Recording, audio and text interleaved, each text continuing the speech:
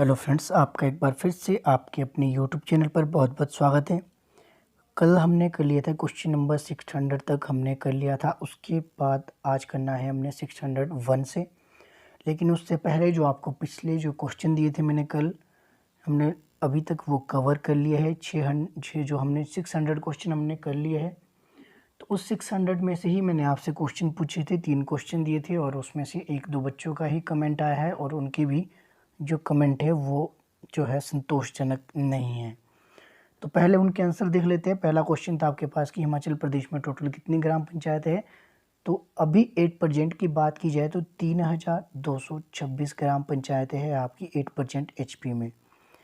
इससे पहले जो आंकड़े दिए गए थे उसमें कितनी थी, 3243 थी 31 मार्च अगर 2013 को। कितनी थी, 3243 ग्राम पंचायती थी पहले, लेकिन ये अपडेट हो गई है। अब कितनी है, 3226।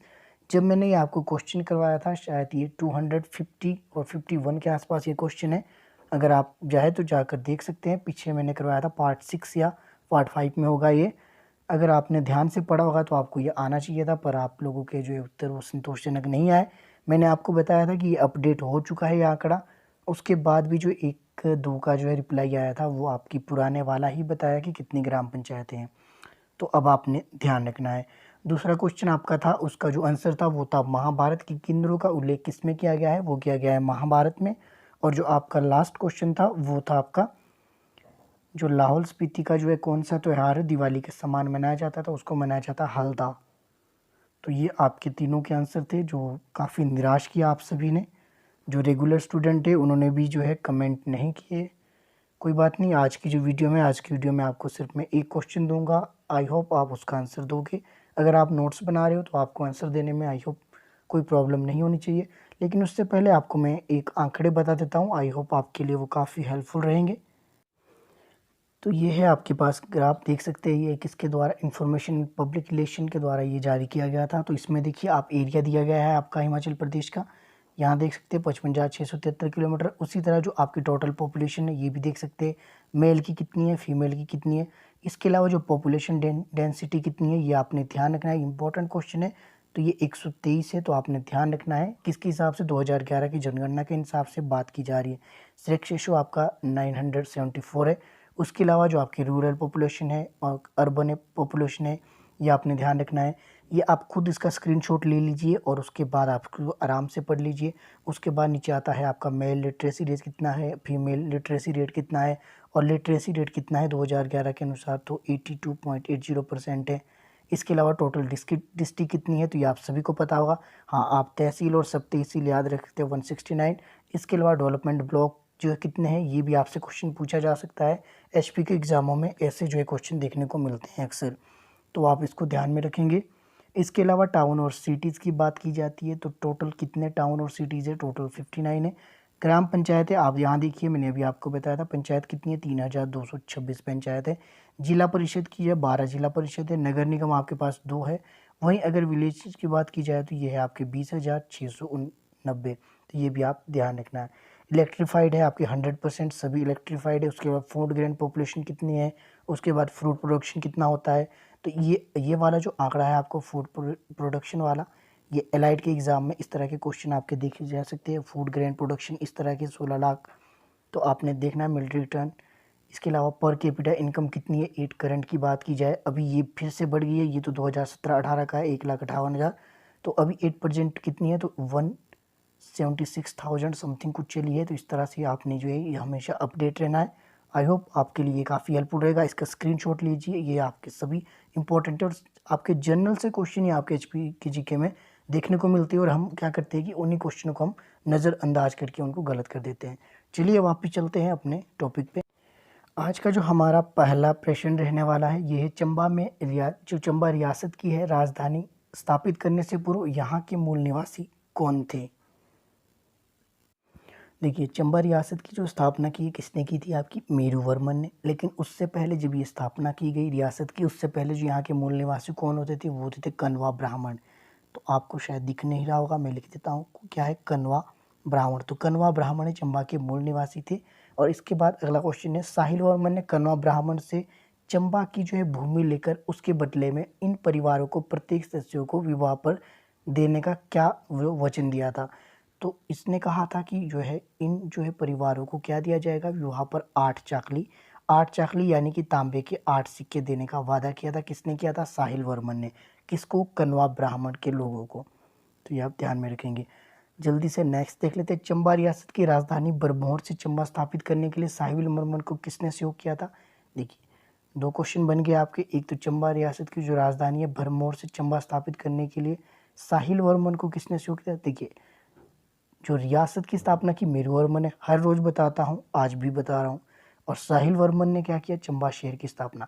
अब जो चंबा शहर जो है, जो चंबा रियासत की जो राजधानी थी, भरमौर से चंबा स्थापित करने में साहिल वर्मन का सहयोग किसने किया था? योगी चरपटनाथ ने। तो ऐसे क्वेश्चन भी आपके अधिकतर देखने को मिलते हैं, इसको नज़रअंदाज ना करें। चंबा के किस शासक ने कुल्लू पर विजय पाने के लिए 12 वर्षों तक युद्ध लड़ा था? तो किसने किया था? ये साहिल वर्मन ने 12 वर्षों तक युद्ध लड़ा था। तो ये भी आपने ध्यान रखना है। अगला देख लेते जल्दी से, डिटेल में नहीं बताऊंगा क्योंकि आज जो है काफ़ी समय फर्स्ट में ही लग गया है। तो आज आई होप 6:40 तक हमारे कवर हो जाएंगे। चंबा रियासत में तांबे की धातु में प्रचलित मुद्रा को क्या कहते थे? तो चाकली कहते थे। ये आपको मैंने पहले बता दिया। चंबा रियासत में कितनी चाकली का एक आना था? तो 5 चाकली का जो है एक आना था। तो ये आप ध्यान रखिए, कितनी चाकली का एक आना था? 5 चाकली का एक आना कहते थे। चंबा में वैष्णव मत का आरंभ किस राजा के शासनकाल में हुआ? तो साहिल वर्मन के शासनकाल में हुआ। ये भी चंबा वर्मन ने, जो चंबा रियासत के जो शासक थे साहिल वर्मन ने, अपने किस पुत्र को राजगद्दी पर बैठाया? तो युगांकर वर्मन को बैठाया था। ये भी आप ध्यान रखेंगे। अभी चंबा से ही आपके कुछ इसमें 5-6 क्वेश्चन लगातार आएंगे, एक साथ लिखे हैं चंबा के, ताकि आप इनको स्क्रीनशॉट ले लें या फिर नोट्स बना के आपको आसानी हो, राइट। चलिए, चंबा के गौरीशंकर मंदिर का निर्माण किसने किया? ये करवाया था जो चंबा के जो साहिल वर्मन के पुत्र युगांकर वर्मन ने करवाया था। ये भी आप ध्यान रखेंगे। चंबा में चांदी की मुद्रा का प्रचलन किस शासक के शासनकाल में आरंभ हुआ? तो ये हुआ था अष्टवर्मन के शासनकाल में। चंबा रियासत का कौन सा शासक जो अकबर का समकालीन था? राजा प्रताप सिंह वर्मन जो है चंबा रियासत का शासक था, अकबर का ये समकालीन हुआ करता था। चंबा राज परिवार के लिए दिल्ली से रघुनाथ की मूर्ति कौन लाया था? ये इंपॉर्टेंट क्वेश्चन है, इसको आप इंपॉर्टेंट मार्क कर लीजिए, अंडरलाइन कर लीजिए कि चंबा जो है राज परिवार के लिए दिल्ली से रघुनाथ की मूर्ति कौन लाया था? तो राजा पृथ्वी सिंह लाया था दिल्ली से रघुनाथ की मूर्ति। किसके लिए? चंबा के राज परिवार के लिए। राजा पृथ्वी सिंह को दिल्ली में किसने ये भेंट की थी मूर्ति? तो ये की थी आपकी शाहजहां ने। कौन सी मूर्ति? रघुनाथ की मूर्ति। ये भी आपने ध्यान रखना है। कौन सी मूर्ति लाई थी? रघुनाथ की मूर्ति। कहाँ से लाई थी? दिल्ली से लाई थी। किसने भेंट की थी? शाहजहां ने।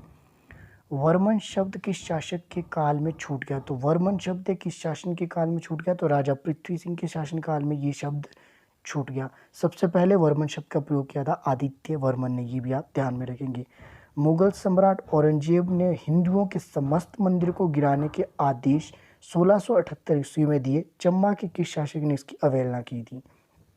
इंपॉर्टेंट क्वेश्चन है। तो ये की थी आपकी राजा चतर सिंह ने।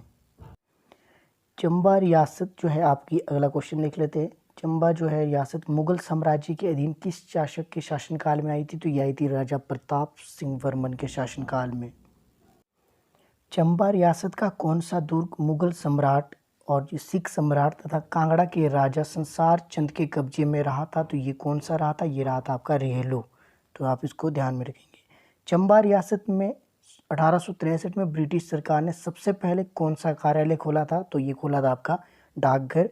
अगला क्वेश्चन है, चंबा कस्बे में सर्वप्रथम ईसाई मिशन की स्थापना कब हुई थी? ये हुई थी आपकी 1863 में। तो ये आप ध्यान रखेंगे, 1863 में। हिमाचल का सबसे पुराना महाविद्यालय कहाँ है? तो यह है आपका मंडी में। अगला क्वेश्चन देख लेते हैं जल्दी से। भागमल सोटा जिन्होंने प्रेम पंचानी सभा का गठन किया था। देखिए, प्रेम पंचानी सभा का गठन किसने किया है? भागमल सोटा ने। आपने कमेंट करना है कि प्रेम पंचानी जो सभा है इसकी जो स्थापना कब हुई थी। मैंने आपको ये बताया है, 2-3 बार बताया है, एक बार छोड़ के, ठीक है। तो इनका जो जन्म कहाँ हुआ था? तो ये आपने बताना है कहाँ हुआ था इनका जन्म। इनका जन्म हुआ था जुब्बल में। और कब हुआ था?